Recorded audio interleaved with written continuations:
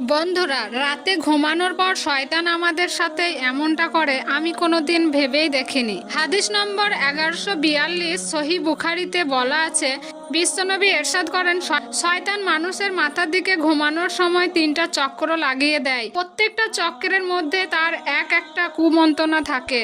প্রথম চক্রে ঘুমিয়ে থাক, এখনো অনেক রাত বাকি আছে, তারপরেও যদি আজান শুনে কেউ জেগে যায় তাহলে প্রথম চক্রটি খুলে যায়। ঘুম থেকে উঠে যখন সে উজু করে তার দ্বিতীয় চক্রটি খুলে যায়। এরপর যখন ওই ব্যক্তি নফল নামাজ বা ফরজ নামাজ আদায় করে তখন তার তৃতীয় চক্র খুলে যায়। এতে করে সকালবেলা ওই ব্যক্তিটির মন মানসিকতাও খুব খুশ মেজাজি থাকে।